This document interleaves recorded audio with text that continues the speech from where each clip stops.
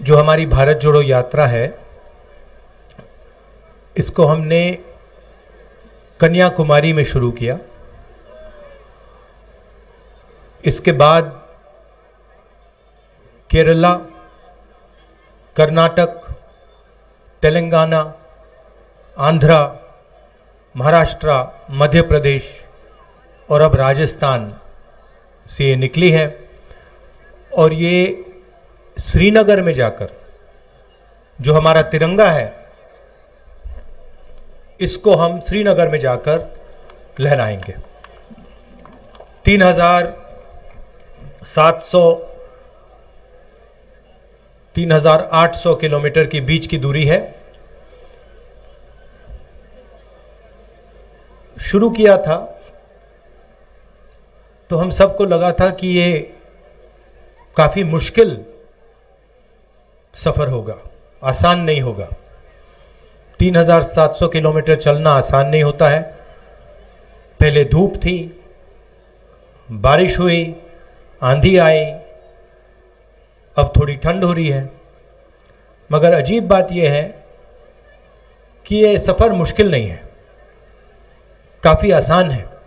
आप हमारे यात्रियों से पूछिए, जो भी इस यात्रा में चल रहा है, 25-26 किलोमीटर हम चलते हैं, 7-8 घंटे चलते हैं, मगर थकान किसी को नहीं होती। और शुरुआत से मैं सोच रहा हूँ ये इसका कारण क्या है।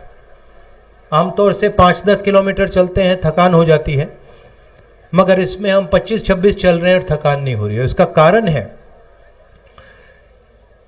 कि आप लोगों ने, हिंदुस्तान की जनता ने इस यात्रा को अपना प्यार, अपना समर्थन और अपनी पूरी शक्ति दे दी है।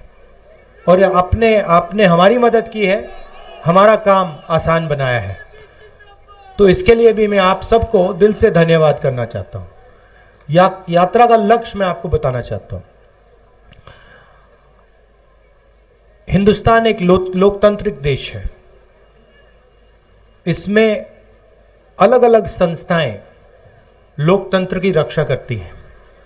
इसमें हमारे विधानसभाएं हैं, लोकसभा, राज्यसभा, जुडिशरी, जैसे भी गहलोत जी ने कहा, मीडिया जो चौथा स्तंभ माना जाता है, इन सब का काम लोकतंत्र की रक्षा करने का होता है। मगर आज के हिंदुस्तान में बीजेपी ने, आरएसएस ने इन सब को दबा दिया है और इन सब के अंदर अपने लोगों को इन्होंने बैठा दिया है। पार्लियामेंट में हम भाषण करना चाहें, चाहे वो नोटबंदी के बारे में हो, चाहे वो जीएसटी के बारे में हो, किसान बिल के बारे में हो, चाइना जिसने हमारी ज़मीन ले ली उसके बारे में हो, हमारा माइक ऑफ कर दिया जाता है, हमें बोलने नहीं देते। हम चिल्लाते रहते पार्लियामेंट हाउस में, वीडियो कैमरा हमारी ओर आता ही नहीं है। स्पीकर राजस्थान के हैं, लोकसभा टीवी को उनका चेहरा बहुत अच्छा लगता है, 24 घंटा उनका चेहरा दिखाते रहते हैं। और जो हम कहते हैं वो कोई सुन नहीं पाता है। इसलिए हमने सोचा कि हमारे लिए एक ही रास्ता है, इन सड़कों पे चलकर, आपसे बातचीत कर कर आपको जो हिंदुस्तान की सच्चाई है वो बताना। तो ये है लक्ष्य यात्रा का। अभी गहलोत जी ने एक बात बोली और मैं उनसे सहमत हूं, मगर मैं उसमें एक चीज जोड़ना चाहता हूं। गहलोत जी ने कहा कि जो हमारे मीडिया हैं वो अपना काम नहीं कर रहे हैं, जो चौथा स्तंभ का काम होता है, जिम्मेदारी होती है, उसको पूरा नहीं कर रहे। वो सही बोल रहे हैं। मगर यहाँ जो हमारे मीडिया के मित्र आए हैं, और मैं यहाँ कहना चाहता हूँ क्योंकि जो लोग भीड़ में हैं, आपको गलतफहमी नहीं होनी चाहिए, ये इनकी गलती नहीं है। ये अपना काम करने की कोशिश करते हैं, ये रिपोर्टिंग करने की कोशिश करते हैं, मगर इनके जो मालिक हैं, इन्होंने इनके पीछे एक लगाम सी बांध रखी है, तो ये अपना काम पूरा नहीं कर सकते हैं। तो गलती इनकी नहीं है, ज़रूर ये थोड़ा और कर सकते हैं और करना चाहिए, मगर इनका कंट्रोलर, इनका रिमोट कंट्रोल, जैसे टीवी का रिमोट कंट्रोल होता है, वो इनके, देखिए मुस्कुरा रहे हैं, ये वो इनके हाथ में नहीं है, वो इनके जो मालिक हैं उनके हाथ में है। और सरकार में जो आपका दिल्ली में राज करते हैं उनके हाथ में है। तो ये मैं अशोक गहलोत जी की बात को थोड़ा बढ़ावा देना चाहता था। हिंदुस्तान के सामने 2-3 बड़े मुद्दे हैं। सबसे बड़ा मुद्दा बेरोजगारी का और महंगाई का। जो रोजगार देने का सिस्टम है, वो जो स्मॉल और मीडियम बिजनेस चलाते हैं, जो छोटे व्यापारी होते हैं, वो लोग देते हैं रोजगार। जो अरबपति होते हैं, 3-4 अरबपति हैं हिंदुस्तान में, वो रोजगार नहीं देते। और जब नरेंद्र मोदी जी ने नोटबंदी की और जीएसटी, गलत जीएसटी लागू की, तो जो छोटे व्यापारी हैं, जो स्मॉल और मीडियम बिजनेस चलाते हैं, जो देश को रोजगार देते हैं, उनकी रीढ़ की हड्डी टूट गई। और सच्चाई आज ये है कि देश अगर चाहे भी अपने युवाओं को रोजगार नहीं दे सकता। तो सबसे बड़ा मुद्दा देश के सामने यह है। दूसरा मुद्दा महंगाई है। इंटरनेशनल मार्केट पे पेट्रोल और डीजल के दाम ऊपर जाएं या नीचे जाएं, हिंदुस्तान में पेट्रोल और डीजल के दाम ऊपर ही जाते हैं। चाहे कुछ भी हो जाए, इंटरनेशनल मार्केट में तेल के दाम गिर जाएं, मगर उसका फायदा हिंदुस्तान के गरीब लोगों को नहीं मिलता। फायदा 3-4 बड़े उद्योगपतियों को मिलता है।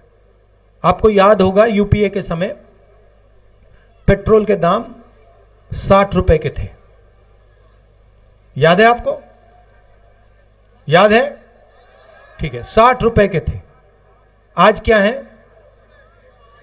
आज 107 रुपए। तो आपको यह सवाल पूछना है कि ये जो पैसा है जो आपके जेब में से निकल रहा है, ये कहां जा रहा है? ये किसकी जेब में जा रहा है? ये देखिए भैया, देखिए, आपको ये सब व्यापारियों के जेब में नहीं जा रहा, क्योंकि जीएसटी नोटबंदी ने व्यापारियों के जेब में से पैसा निकाला। ये चुने हुए 2-3, 5 लगा लो, ये 4-5 उद्योगपति हैं हिंदुस्तान में। इनको सब एयरपोर्ट मिलते हैं, रेलवेज इनको मिलेगी, प्राइवेट ये बीएचईएल, एचएल, ये सब जो सरकारी कंपनियां एक एक करके इनको मिलेंगी। इंफ्रास्ट्रक्चर का काम ये करते हैं, अनाज का स्टोरेज का काम ये करते हैं, बिजली का पावर जनरेशन का काम ये करते हैं। तो सारा का सारा फायदा इन्हीं 4-5 लोगों को जाता है। आजकल प्रधानमंत्री जी सेना की बात करते हैं। जो भी कॉन्ट्रैक्ट्स, हथियार के कॉन्ट्रैक्ट्स हैं, वो सारे के सारे इन्हीं 4-5 लोगों को जाते हैं। तो पूरा का पूरा फायदा 4-5 लोगों को हो रहा है। वो लाखों करोड़ रुपए कर्जा ले सकते हैं, उनका 1 सेकंड में कर्जा माफ हो जाता है। और अगर हमारा किसान 50,000 रुपए का कर्जा माफ करना चाहे, 1 लाख रुपए का कर्जा माफ करना चाहे, तो ये लोग उसका कर्जा नहीं माफ कर सकते। हमने आपसे वायदा किया था, आपको याद होगा, कि किसानों का कर्जा माफ होगा। याद है आपको? किया ना? तो जो हम कहते हैं हम करके दिखा देते हैं। हमने कहा था किसानों का कर्जा माफ होगा। 22 लाख किसानों का कर्जा माफ किया। आज हम चाय पी रहे थे सुबह, किसान के घर में हमने चाय पी। किसान आया, मुझसे गले लगा और मुझसे कहा कि राहुल जी, आपने हमारा कर्जा माफ किया, आपने हमारी जिंदगी बदल दी, इसलिए मैं आपको दिल से धन्यवाद करता हूं। और ऐसे 22 लाख लोग हैं, 22 लाख लोग हैं। 8 लाख किसान हैं राजस्थान में जिनको बिजली का बिल देना नहीं पड़ता, 1 रुपया नहीं देना पड़ता।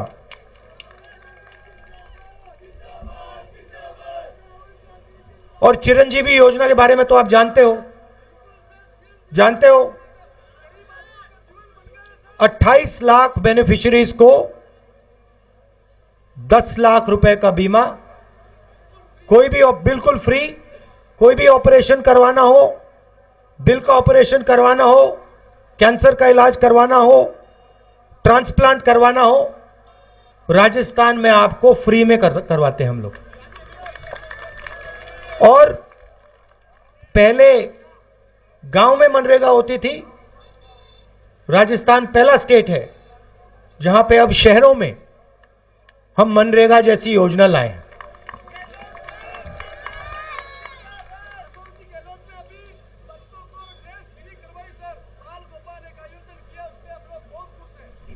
ठीक है, मगर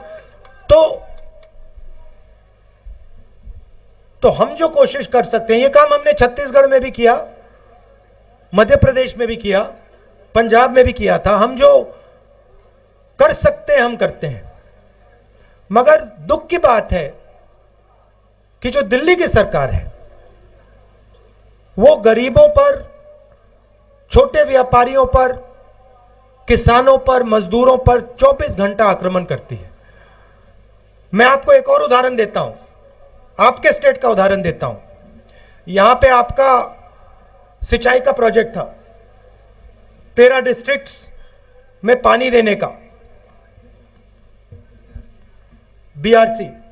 ईआरसी सॉरी, ठीक है, ईस्टर्न राजस्थान कैनाल प्रोजेक्ट, जिससे 13 डिस्ट्रिक्ट्स को सिंचाई का और पीने का पानी मिलता।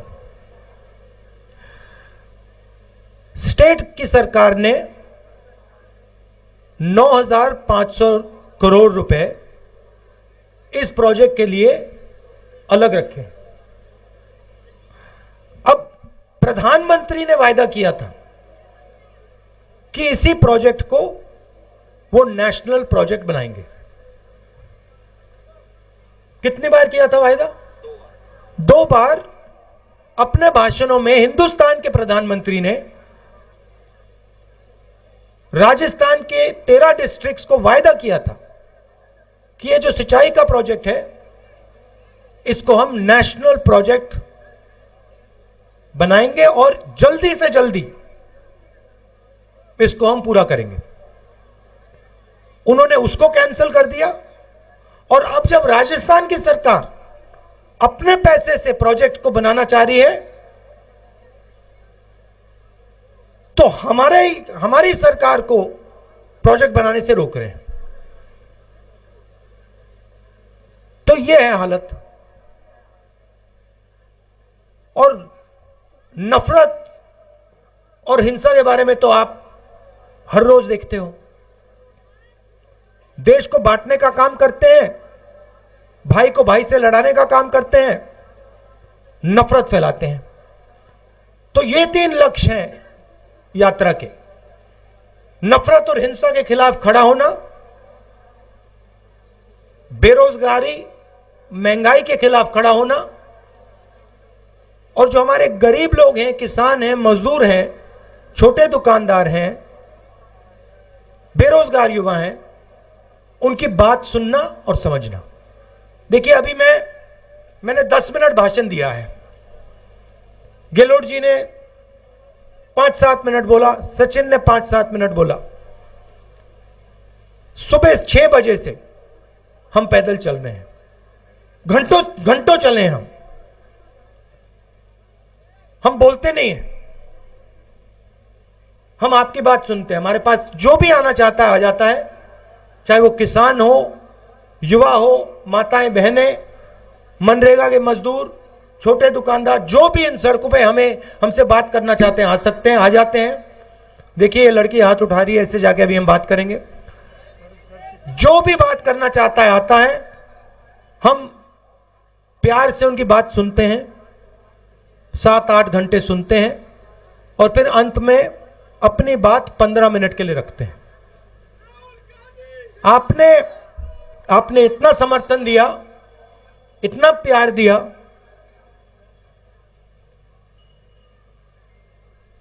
मैं आपको मतलब बता ही नहीं सकता हूं। और सिर्फ राजस्थान में नहीं, हर स्टेट में मैं आपको बता नहीं सकता कितने लोगों ने हमारी मदद की, कितने लोगों ने पानी दिया, कितने लोगों ने चाय पिलाई, कितने लोगों ने, जो हमारे लोग गिरे, किसी को चोट लगी, कितने लोगों ने मदद की, पट्टी बांधी, अस्पताल तक ले गए। तो पूरे हिंदुस्तान ने इस यात्रा की मदद की है, प्यार दिया है।